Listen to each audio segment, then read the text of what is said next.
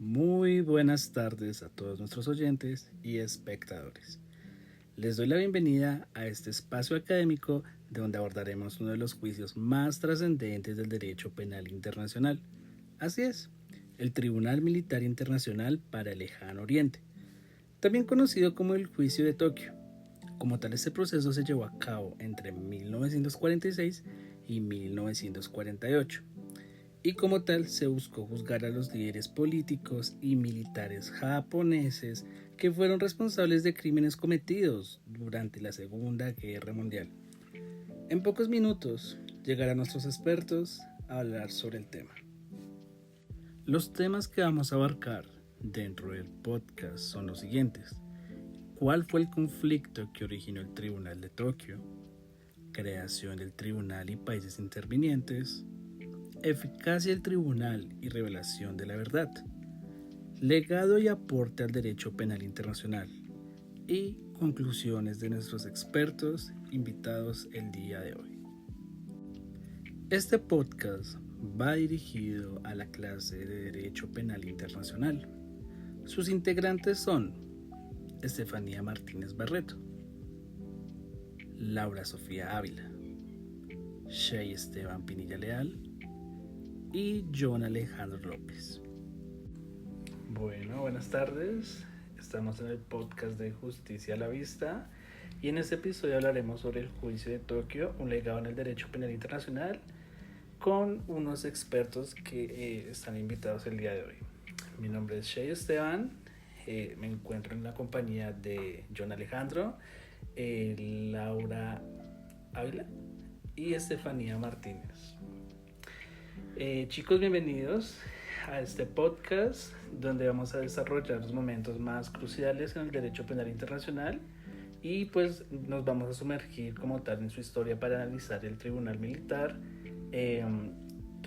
Internacional, de dicha historia para analizar el contexto del Lejano Oriente, más conocido como el Tribunal de Tokio. Y bueno, vamos a dar inicio con Estefanía Martínez. Hola, buenas tardes. Gracias por la invitación. Es un tema fascinante. Muchas gracias, Che. Este va a ser un tema fascinante y un debate muy grande sobre este tema del Tribunal de Tokio. Muchas gracias. Hola a todos, lista para el debate. Bueno, para empezar pongamos el escenario. ¿Cuál fue el problema o el conflicto principal que llevó como tal a este tribunal? Laura, ¿podrías darnos un panorama? Claro que sí. El problema fue la agresión imperialista del Imperio de Japón en Asia y el Pacífico. Este conflicto se inició con una invasión de Manchuria en 1931, pero la guerra a gran escala inició en 1937 con la invasión de China, lo que se conoce como la Segunda Guerra Sino-Japonesa. Este conflicto se fusionó con la Segunda Guerra Mundial tras el ataque de Pearl Harbor en diciembre de 1941. El periodo de tiempo relevante para el tribunal abarca desde 1937 hasta 1945 con la rendición incondicional de Japón. Alejandro, ¿qué casos concretos definieron la necesidad de este tribunal? Hay casos que ilustran pues la brutalidad. Pensamos que en la masacre de Nankín, un caso de crímenes de guerra donde se estima que cientos de miles de civiles y soldados desarmados fueron asesinados por las tropas japonesas en 1937, el tribunal también investigó el caso de la unidad 731 que realizaba experimentos con prisioneros de guerra y civiles, y el sistema de las mujeres desoladas, que eran mujeres de países ocupados forzadas a la esclavitud sexual. Gracias, interesante intervención. Ahora, Estefanía, ¿cómo se formó el Tribunal de Tokio y en qué países intervinieron? Bueno, a diferencia de Nuremberg, que se creó con el Acuerdo de Londres, el Tribunal de Tokio fue establecido de manera unilateral por el comandante supremo de las potencias aliadas, el general Douglas MacArthur, a través de una proclamación especial firmada en enero de 1946. Por otro lado, fue un acto de la autoridad de ocupación. Los países interventores fueron todas las potencias aliadas, pero el tribunal tuvo una representación específica. El tribunal estuvo integrado por 11 jueces de naciones que habían sido víctimas de agresión japonesa. lo que le dio una legitimidad global. Eran jueces de Estados Unidos, el Reino Unido, China, la Unión Soviética, Australia, Canadá, Francia, Nueva Zelanda, Países Bajos, India y Filipinas. Gracias por esa intervención, no tenía conocimiento sobre estos países. Ahora vamos con Laura. ¿A quiénes se hacían responsables este tribunal y qué cargos se le imputaron como tal a estas personas o países? Bueno, se responsabilizó a 28 altos funcionarios del gobierno y el ejército japonés. Era la cúpula. Gracias, Estefanía. No tenía conocimiento sobre esta información tan valiosa. Y ahora le haré la siguiente pregunta a Alejandro. ¿Por qué este tribunal es un referente? O sea, como tal, ¿qué lecciones nos dejaría las acciones o las consecuencias que se cometieron?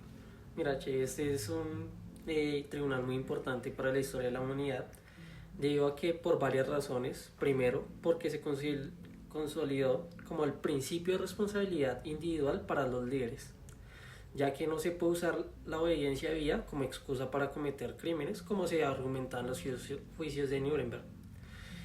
Y pues concretar esta responsabilidad que tienen los diferentes funcionarios, y exceptuando así como Okawa, debido a que fue considerado uno de los principales responsables de esa ideología y esa propaganda que se dio durante esta guerra.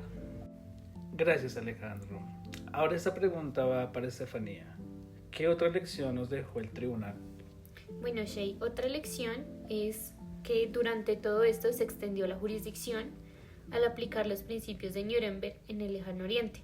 Demostró que la justicia no tiene límites geográficos. Sirvió de precedente para la jurisdicción universal. Gracias, Estefanía. Ahora una pregunta para Laura. ¿Cuál es el legado más importante del Tribunal de Tokio? Bueno, a pesar de sus controversias, su jurisprudencia fue fundamental. Esto sentó las bases para el Estatuto de Roma y la Corte Penal Internacional, que hoy en día juzgan crímenes similares. Es una referencia de que los crímenes más graves no quedarán sin castigo. Gracias, Laura. Quiero recordarles a nuestros espectadores que la Corte Penal Internacional tiene las siglas CPI, por si de pronto lo han visto en algunos textos. Ahora me gustaría pedirles a nuestros expertos un breve resumen como tal de las conclusiones más importantes del Tribunal de Tokio. Estefanía, ¿por qué es tan fundamental ese tribunal en el derecho penal internacional? Bueno, Shay, el Tribunal de Tokio consolidó la idea de que la justicia no tiene límites geográficos. Al aplicar los principios de Nuremberg en Asia, demostró que los crímenes más graves no pueden quedar impunes, sin importar dónde se cometan. Su legado es que los actos de barbarie sean juzgados y la jurisdicción universal es posible. Creo que todos estamos de acuerdo con esa información. Ahora, Alejandro, ¿qué nos enseña sobre la responsabilidad individual de los líderes?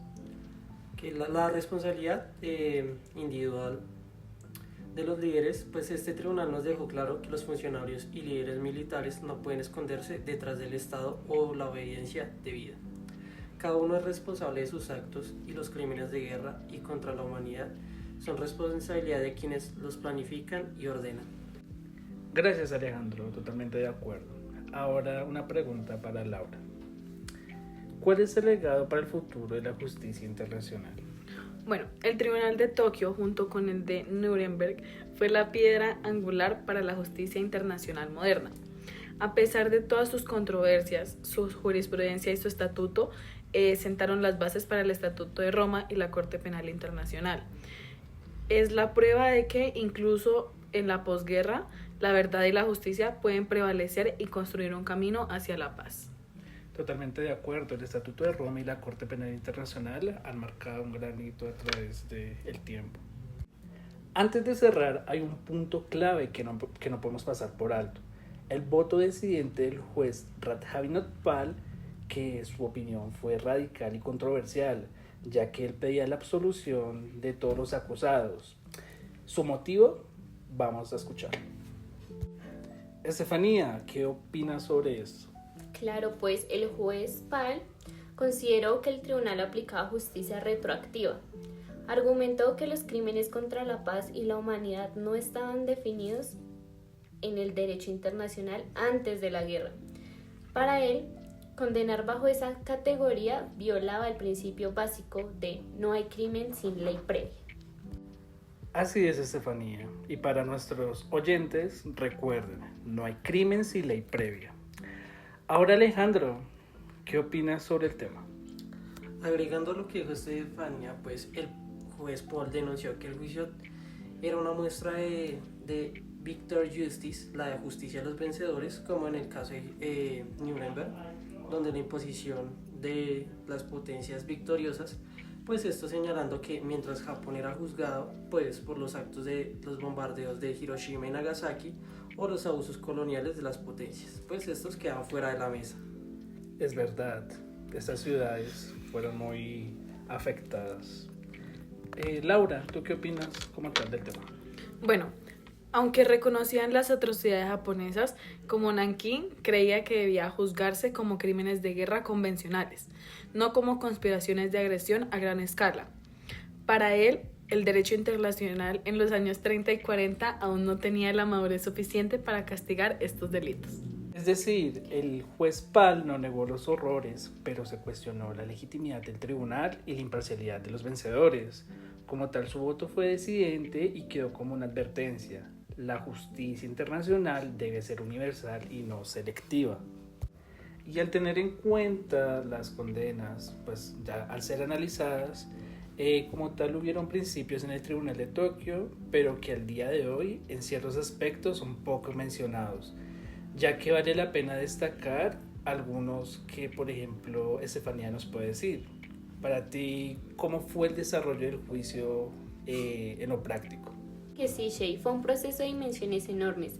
Se extendió por más de 2 años y medio, entre 1946 y 1949.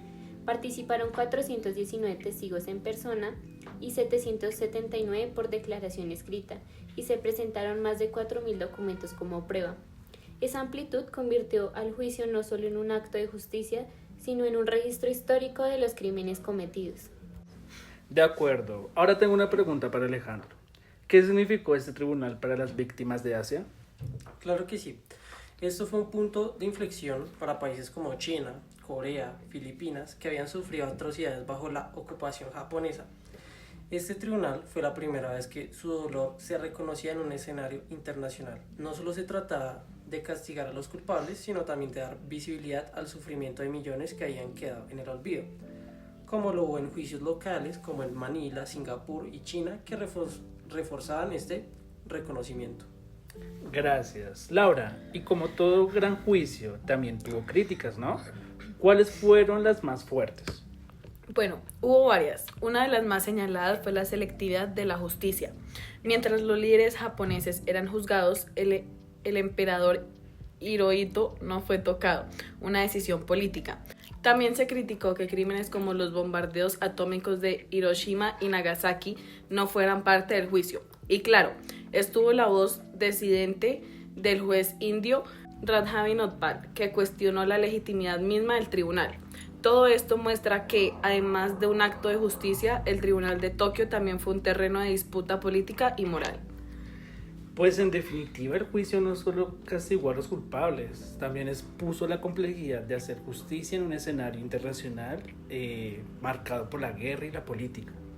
Un gran resumen, y así concluimos nuestro primer episodio de Justicia a la Vista. El Tribunal de Tokio nos dejó una lección clara. La búsqueda de la justicia es un camino arduo y por lo tanto es necesario para su construcción la paz. Gracias a todos por escucharnos y nos vemos en el próximo episodio. Y pues nada, gracias a nuestros invitados por estar aquí. Chao. Fue un placer. Y para nuestra audiencia que aún nos está oyendo, queremos dejarles unas reflexiones, ya que este tema nos afecta como ciudadanos, como al mismo tiempo a los que estamos estudiando Derecho. El Tribunal de Tokio nos recuerda que la justicia internacional es una herramienta para proteger a la humanidad entera. Nos enseña que los crímenes atroces no deben quedar en silencio ni impunes, y que la verdad es fundamental para construir la paz y evitar que la historia se repita. Y como estudiantes de Derecho, este tribunal es una gran lección. Primero, porque nos muestra cómo el derecho evoluciona frente a los retos más difíciles, ya que se crean principios que hoy siguen vigentes, como la responsabilidad individual de los líderes y la jurisdicción universal. Segundo, porque nos reta a pensar críticamente y reconocer los avances, pero también sus limitaciones, como la llamada justicia de vencedores. Finalmente, porque nos recuerda que nuestra labor como futuros abogados no es solo aplicar normas, sino también defender la dignidad humana y buscar una justicia real.